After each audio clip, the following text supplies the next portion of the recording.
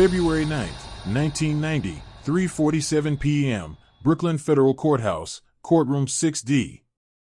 The jury foreman stood up. His name was Michael Romano, 52 years old, postal worker from Bensonhurst.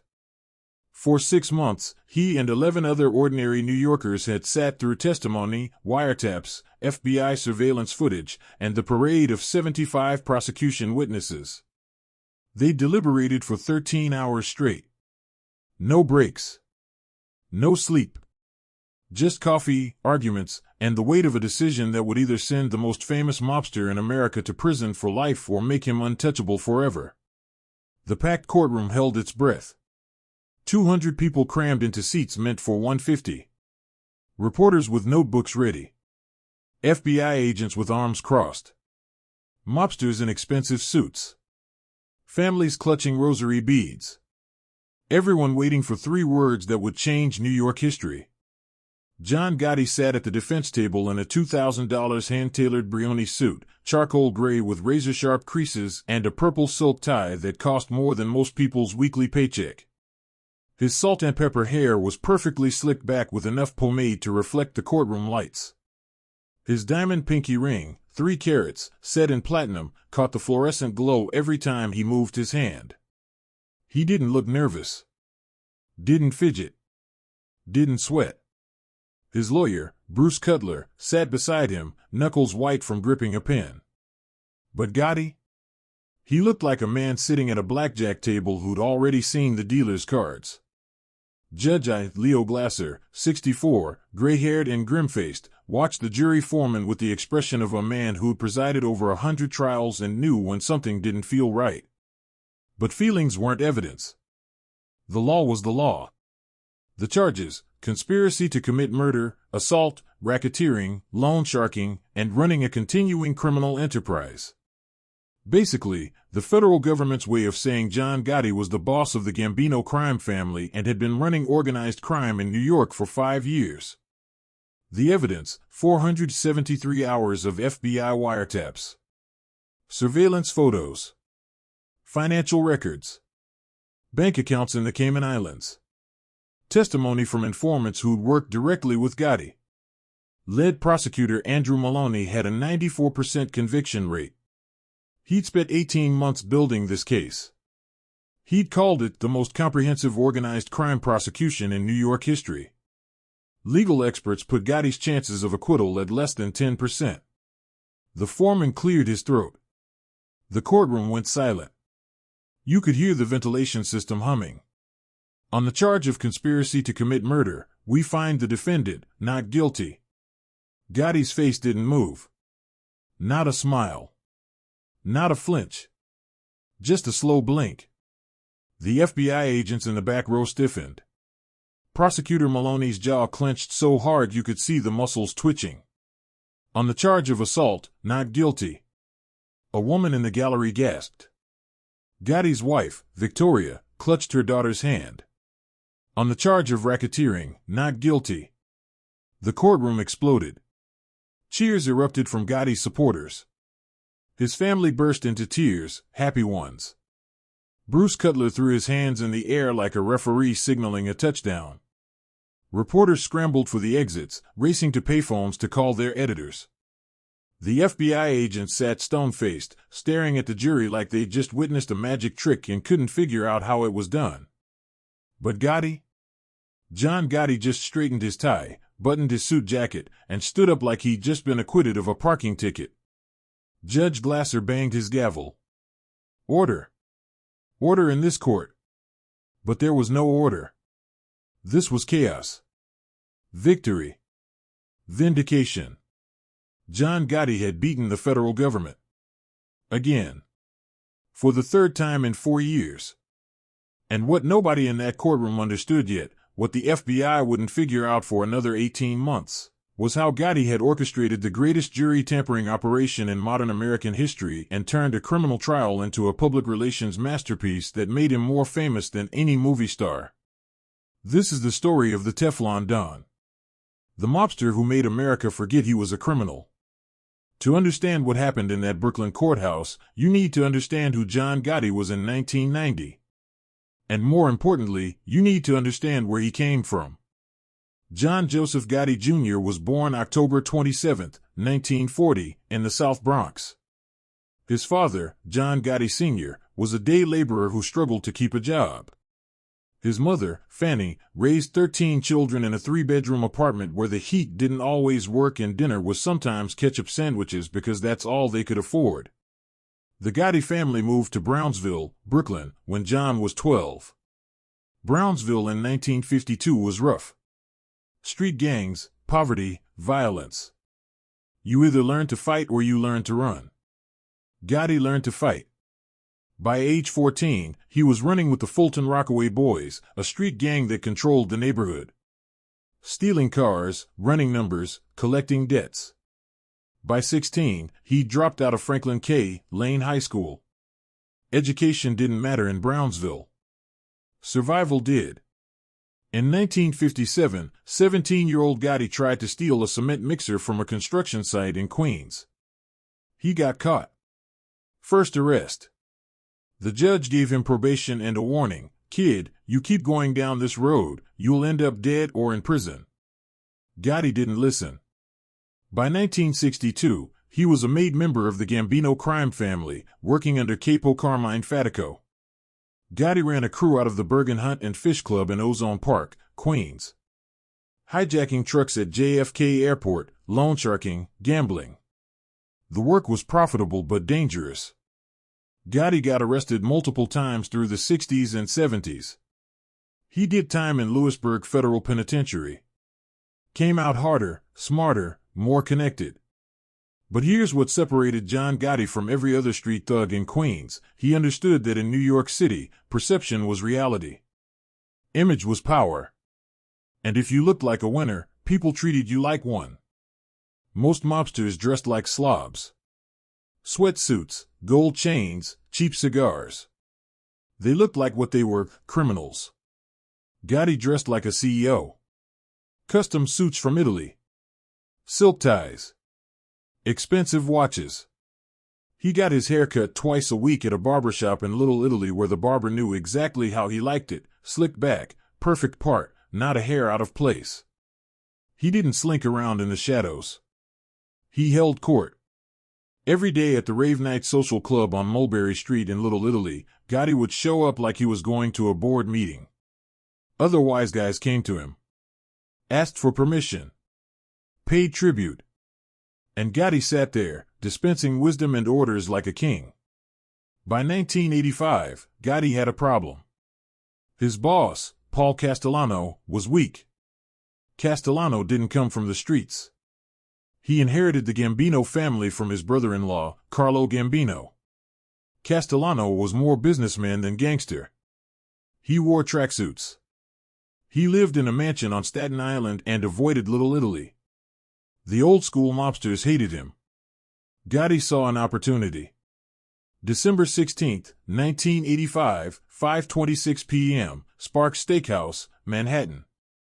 Paul Castellano and his underboss Tommy Bellotti pulled up in a black Lincoln. They were there for a dinner meeting. They never made it inside. 4 men in identical trench coats and fur hats stepped out of the shadows. Guns came out. 17 shots in less than 10 seconds. Castellano and Bellotti died on the sidewalk in front of horrified Christmas shoppers. John Gotti, sitting in a car across the street, watched the whole thing. Then he drove away. 2 weeks later, Gotti was named boss of the Gambino crime family. At 45 years old, he controlled the most powerful mafia organization in America. 3,000 soldiers. Operations in New York, New Jersey, Florida, Las Vegas. Annual revenue estimated at $500 million. And Gotti didn't hide it. He flaunted it. Most mob bosses after taking power disappeared. Went underground. Not Gotti. He threw a huge party. Invited the whole neighborhood. Free food, free drinks, fireworks. Every 4th of July after that, Gotti threw a block party in Ozone Park. Thousands of people showed up. Politicians came. Everyone wanted to shake his hand. The New York tabloids loved him. The Dapper Don. The Last of the Mohicans. The Godfather of Godfathers. Photos of Gotti on the front page sold more newspapers than photos of the mayor. And the public ate it up. This was 1986. Recession-era New York. People losing jobs, struggling with rent.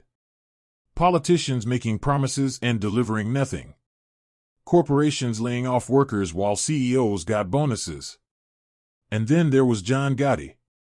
The guy from the South Bronx who made it. Who took care of his neighborhood.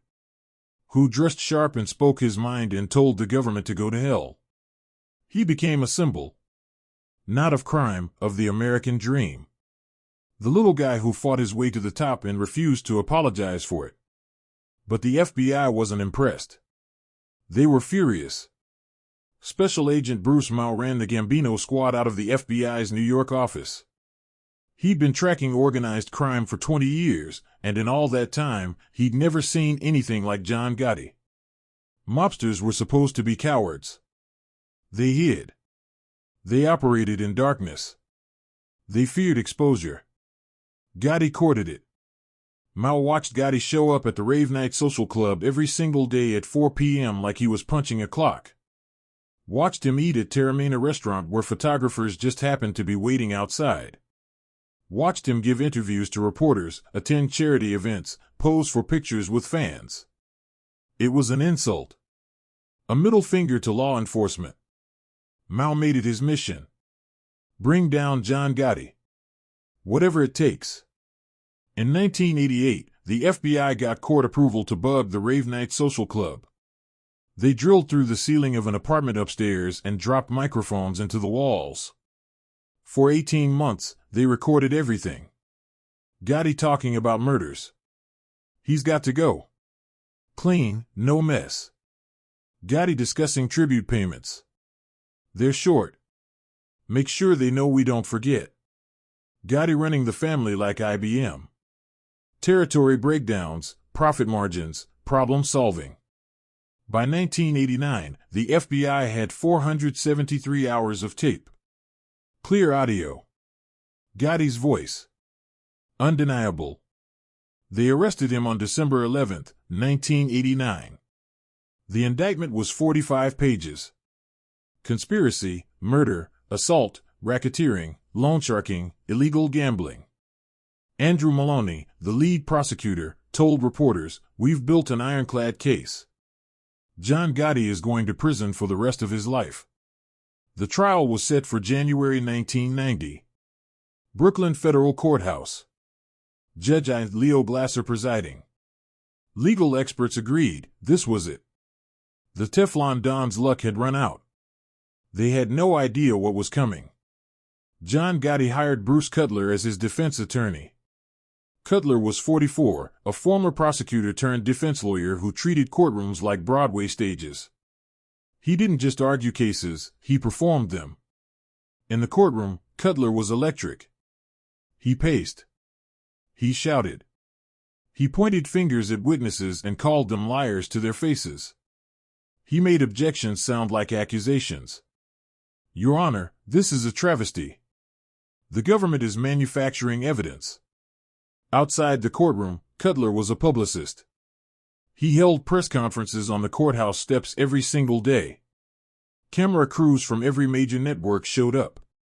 "John Gotti is not a mobster," Cutler would say, looking directly into the cameras. "He's a businessman. A father. A husband. A son of immigrants who worked his way up from nothing. And now the government, because they can't stand to see a working-class Italian succeed, wants to destroy him." It was brilliant. Cutler wasn't just defending Gotti, he was reframing the entire narrative. This wasn't USA versus John Gotti. This was the little guy versus the oppressive government. And it worked. Jury selection took 3 weeks. The final 12, construction workers, secretaries, a postal worker, a bodega owner, a bus driver. Working-class New Yorkers. People who inherently distrusted authority. People who'd grown up watching politicians make promises and break them. Cutler knew his audience. Every single day of the trial became a spectacle. Gotti arrived at the courthouse in a different suit. Navy pinstripe on Monday. Charcoal double-breasted on Tuesday. Tan three-piece on Wednesday. The press started running features, Gotti's suit of the day. Photographers lined up outside. Tourists showed up with cameras. When Gotti stepped out of his black Mercedes, he didn't rush inside. He stopped. Smiled. Waved to the crowd like a politician campaigning. "John. Over here. Mr. Gotti, how do you feel about today's testimony?" He'd flashed that $1,000,000 smile. "I feel great. Truth always wins." Inside the courtroom, the trial became psychological warfare. The prosecution played the FBI wiretaps. Gotti's voice, clear as day, discussing crimes. But Cutler attacked every single tape. "Your Honor, this audio is unclear. Words taken out of context.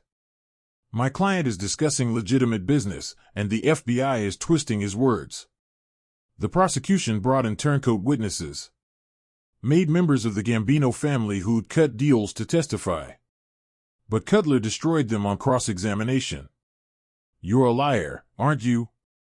"No, You cut a deal with the government to save yourself from prison. You'd say anything to avoid doing time. Isn't that true?" "I'm telling the truth about. You've lied your entire life. You lied to your family. You lied to John Gotti. Why should this jury believe you're suddenly telling the truth now?" The witnesses crumbled. Stammered. Looked weak. And the jury noticed. But the real genius wasn't in the courtroom tactics. It was in the small moments. Every day, Gotti made eye contact with the jury. Not threatening. Friendly. A little nod here. A small smile there. Like they were neighbors. Like they were on the same team. During breaks, Gotti's family sat in the front row. His wife Victoria, elegant in conservative dresses. His daughter Victoria Jr., looking like any other young woman from Queens. His sons, clean-cut and respectful. They looked like a normal Italian-American family. The kind you'd see at Sunday Mass. The kind you'd invite to a barbecue. The contrast was deliberate and devastating. On one side, the cold, faceless federal government with their wiretaps and turncoats and legal jargon. On the other side, John Gotti, family man, neighborhood guy, American success story. The prosecution didn't stand a chance. 6 months. 75 witnesses. 800 exhibits. The trial stretched from winter into spring. Behind the scenes, strange things were happening. Prosecutors noticed odd patterns. Juror number 11, George Pape, seemed particularly sympathetic to the defense. Asked questions during deliberations that seemed leading. Made arguments that sounded coached. But they couldn't prove anything. Not without evidence. February 9, 1990. Closing arguments finished. The jury deliberated for 13 hours. Then they returned. Not guilty. John Gotti walked out of that courthouse a free man. And waiting for him outside were 300 people. Not protesters. Fans. Chanting his name. Gotti. Gotti. Gotti. He stopped on the courthouse steps. Raised both hands above his head like Rocky Balboa. The crowd went wild. Cameras flashed. Reporters shouted questions. "How do you feel, Mr. Gotti?" "I feel like justice was served. The government tried to frame me, and the jury saw through it." "What's next for you?" "I'm going home to my family. Gonna have a nice dinner. Maybe take my wife out for a steak." The headlines the next morning were unanimous. New York Post, "I'm free. Teflon Don beats feds again." Daily News, "Gotti walks, jury says not guilty." Newsday, "The comeback kid, Gotti beats the rap." The nickname stuck. Teflon. Nothing could stick to him. Not charges. Not wiretaps. not testimony. He was invincible. That weekend, Gotti threw a victory party at a restaurant in Queens. 500 people showed up. City councilmen, businessmen, lawyers. Everyone wanted to shake his hand.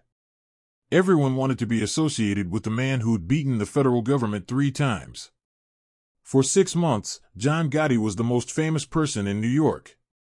More famous than the mayor. More famous than any athlete or actor. He was everywhere. Magazine covers. TV interviews. There was even talk of a movie deal. He was untouchable. But here's what the public didn't know. Here's what the FBI discovered 18 months later when they finally cracked the case. The jury had been bought. Juror number 11. George Pape. 48 years old. Union electrician from Brooklyn. Married, 3 kids. Clean record. He'd seemed perfect during jury selection. What the prosecution didn't know, Pape had gambling debts. $37,000 to a loan shark connected to the Gambino family. He was drowning. 2 weeks into the trial, Pape was approached by Bosko Radonjic, a Gambino associate known for fixing problems. They met in a parking garage in Bay Ridge.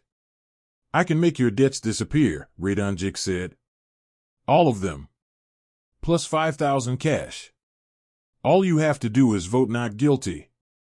No matter what evidence they show you. No matter what the other jurors say. You hold out." Pape took the deal. During deliberations, he argued. Created doubt. Convinced other jurors that the wiretaps were unclear, the witnesses were liars, the government's case was weak. One juror flipped. Then another. Then another. After 13 hours, all 12 voted not guilty. The FBI finally proved the tampering in late 1991. George Pape was sentenced to 3 years in federal prison. Bosko Radonjic got 10. But by then, the damage was done. Gotti had won. The Teflon Don was a legend. Except legends don't last forever. The 1990 acquittal was John Gotti's peak. His moment of invincibility. But it was also the beginning of his end. Because the FBI doesn't forget. And they don't forgive. Bruce Mao went back to work. Harder this time. Smarter. He knew wiretaps alone weren't enough. He needed something better. Someone better. In November 1991, Salvatore "Sammy the Bull" Gravano, Gotti's underboss and closest friend, was arrested. Sammy had been with Gotti for 15 years. They'd committed 19 murders together. Built the empire together. The FBI offered Sammy a deal: testify against Gotti, and we'll give you immunity. Sammy took it. The second trial started in 1992. Different courthouse. Different jury. Sequestered, guarded, untouchable. This time, there would be no jury tampering. No theatrics. No Teflon. Sammy the Bull testified for 9 days. Described murders in detail. Explained the structure of the Gambino family. Implicated Gotti in everything. The jury deliberated for 14 hours. Guilty on all counts. John Gotti was sentenced to life in prison without possibility of parole. He was sent to the United States Penitentiary in Marion, Illinois. Maximum security. Solitary confinement. 23 hours a day in a 7 by 12-foot cell. No more custom suits. No more cameras. No more crowds chanting his name. John Gotti died on June 10, 2002, from throat cancer. He was 61 years old. His family requested he be buried in Queens. The federal government denied the request. He was buried in a Catholic cemetery in the Bronx. No media allowed. The Teflon Don had finally been stuck. So what's the lesson here? First, perception is powerful, but it's not reality. Gotti understood that in the age of television and tabloids, image mattered.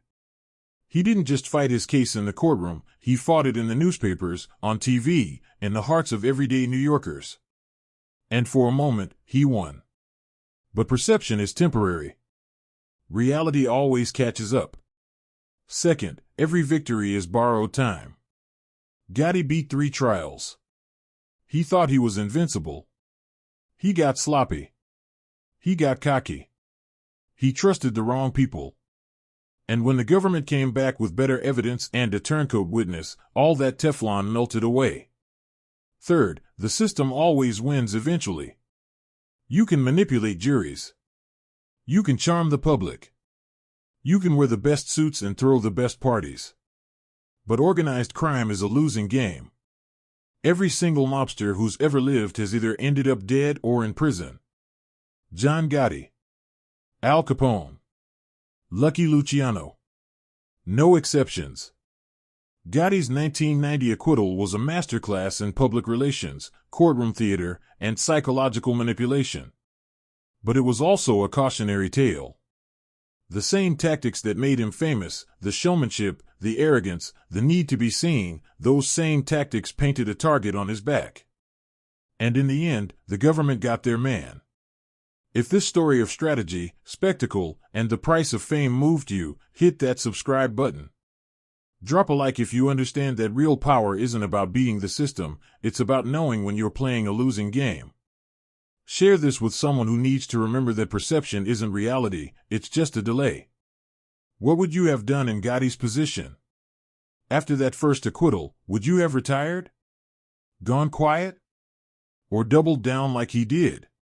Let me know in the comments. Remember, you can win every battle and still lose the war. And in organized crime, the house always wins. Always.